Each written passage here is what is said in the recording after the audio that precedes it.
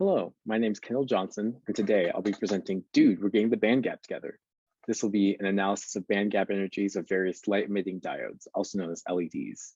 So a little bit of background, LEDs are made of semiconductor materials, and exactly what a semiconductor is will be touched on a little bit. The electronic energy levels of the materials determine the conduction or insulation of it. The number of atoms present determine the number of electronic energy levels present. And as the number of atoms increases to tenfold, these energies levels tend to band together, forming electronic bands because the atomic orbitals are overlapping. These energy levels band together because the probability of finding electrons in many levels is quite significant at room temperature. Down here, we have the valence band, and these are the filled orbitals, and up here is the conduction band where the empty orbitals are. Electrons can easily move from the valence band to conduction band, and a charge is required to move the electrons from the valence to the conduction band. The gap between the valence and conduction band is known as the intrinsic band gap energy, and that's the energy required to promote from the valence band to the conduction band. You can see in the second figure down here, you have metals over here on the left, and for the metals, the valence and conduction bands are very close together. These electrons are constantly moving. These metals are very, very conductive. And on the right over here, you have insulators. So there's a big intrinsic band gap right here, and that means that electrons are not very easily flowing from one to another. So there's not very much conductivity happening. Semiconductors fall right in the middle. They're kind of a sweet spot for conduction. You see they still have a band gap, but it's not so large that the electrons cannot flow between the two different bands. Next, I want to talk a little bit about dopants. So dopants are small amount of impurity atoms that are added to increase the conductivity of a semiconductor. They come from the 3A or 5A group on the periodic table. 3A atoms are known as p-type dopants, and these dopants sit just above the valence band, which you can see right here. And the 5A atoms are known as n-type dopants, and so these sit just below the conduction band. When the voltage potential is applied, it causes the electrons to flow to offset the potential, and this can be used to make the semiconductors act the way we want. Electrons can decaying from the conduction band to the valence band can release energy in the visible region of the spectrum, and that's how the light is produced that we see from these LEDs. Two common types of dopants that are used are gallium aluminum dopants and gallium indium dopants. Gallium aluminum dopants are used in red, orange, and yellow LEDs, and the formula of them is seen right here. If we use this equation that we can see right below, we can use the band gap energy to determine the ratio of aluminum present in the dopant. So you solve for X, that will give you the ratio, and then to determine the ratio of aluminum to gallium in the dopant, you do 1 over 1 minus X, because that's how you account for both the aluminum and gallium to see the ratio of the two. Down here, you see the gallium indium dopant. This is the formula right here. And this equation over here is used to determine the ratio of indium and a dopant. For this one, you do have to solve the quadratic equation, but that's easy enough. We know how to do that. And same thing, to determine the ratio of indium to gallium, you must solve this equation setting X over 1 minus X so that you can determine the ratio of indium to gallium. Next, I want to talk about junctions. But before we talk about junctions, I need to talk about the direction of voltage in a semiconductor.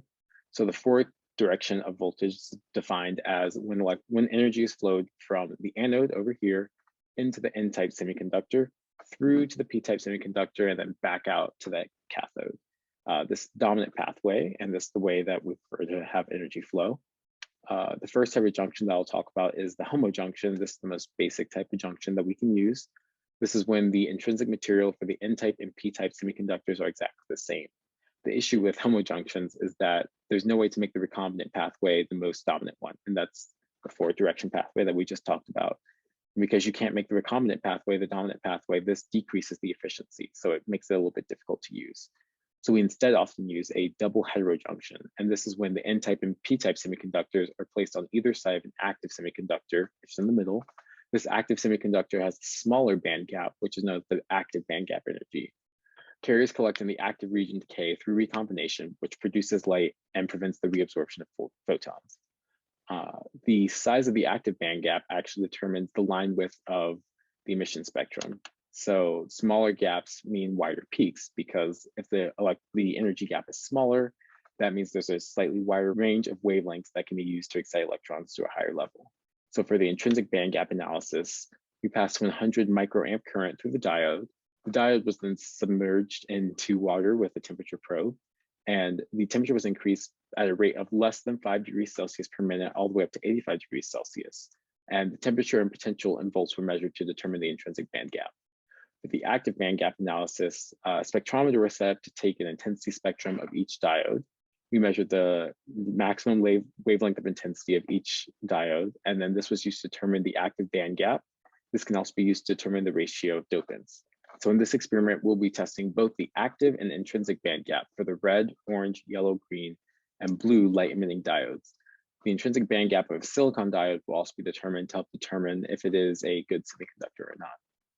My hypotheses for this experiment were that the blue and green LEDs, which use an indium dopant, will have a smaller band gap than that of the red, orange, and yellow LEDs, which use an aluminum dopant. And this is because while both indium and aluminum are 3A elements, indium benefits from more shielding of its valence electrons. So that means less energy is going to be required to excite these electrons to a higher energy level than is for aluminum, which only has 2 levels of valence, or 2 levels of shielding for its valence electrons. My second hypothesis was that increasing the temperature will decrease the band gap energy because at higher temperatures, the electrons can be more easily excited because more kinetic energy is present. So these were our results from the intrinsic band gap. As you can see, we have red, orange, and yellow up here. These all use the aluminum dopant. And then we have green and blue down here, as well as silicon.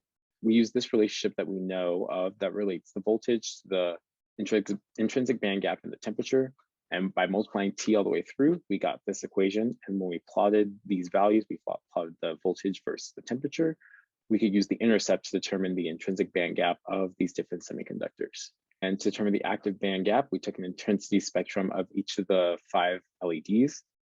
And we were able to determine the active band gap using the basic E equals HC over lambda relationship. As you can see, we also determined the full width half max of each of these LEDs. That was 14 for red, orange, and yellow. Our green full width half max was 26 nanometers, and for blue, it was 17 nanometers. On this slide, we have a summary of our results. So as you can see, we have the maximum intensity wavelength, we have the full width half max, active band gap, intrinsic band gap, and dopant ratios for each of these light emitting diodes. And then for silicon, we only got the intrinsic band gap.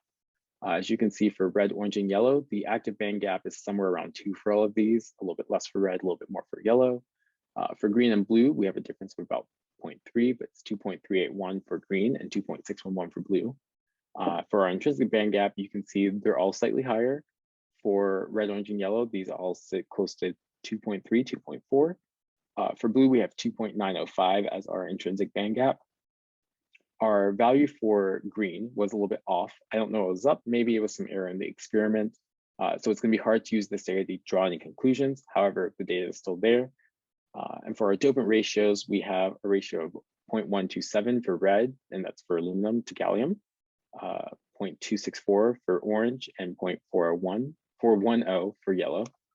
For green, our dopant ratio of indium to gallium was 0.280, and for blue, it was 0.175. For blue and green, I mentioned before that we had to use the quadratic equation to solve for the ratio of indium. And in this case, I decided to use the negative root for both of these because when you solve for the positive root, it gave a value of greater than 1, and that can't be a ratio because the ratio of all elements has to add up to 1. So we know that's not the case. And then for silicon, we have an intrinsic band gap of 1.247, which is a good bit lower than any of the other light emitting diodes that we used. So for our major conclusions from this experiment, the average difference between the intrinsic and active band gap energies for the aluminum dopants, which were the red, orange, and yellow light emitting diodes, was around 0.368 electron volts. The difference between the active and intrinsic band gap for the blue light emitting diode, which was the indium dopant, was 0.294. I'm hesitant to determine this as the value of the difference between active and intrinsic band gap for aluminum dopants because we only have one data point to work off of. We have the green data point, but that value seems to be significantly different from what we're seeing. It seems to stand out, and it's hard to want to use that value. As far as the dopants go, indium appears to decrease the band gap energy, as we can see over here, using the active band gap, which these values seem to be a little bit more reliable. From green to blue, it decreases in the ratio of indium present. However, the band gap increases. And then it also appears that aluminum increased the band gap energy. If we go back to the previous slide, As you can see, between red, orange, and yellow, these gradually increase in the amount of aluminum present, and the active band gap also increases. For the silicon diode, we determined the population ratio to be 8.133 times to the negative third. For a good semiconductor, you want this population ratio to be around 1/3. So this is significantly smaller than what we want to see. Therefore, we can draw the conclusion that silicon is not a great semiconductor.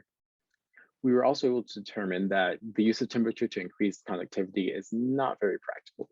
If we go back to our intrinsic band gap results, as we increase temperature, and we increased temperature about 60, 70 degrees Celsius over the course of the experiment, the change in voltage only changed about 0.1 electron volts. And so the amount of energy that you would need, the amount of temperature increase that you would need to see a very big difference in band gap energy, it's just not practical for any real life use.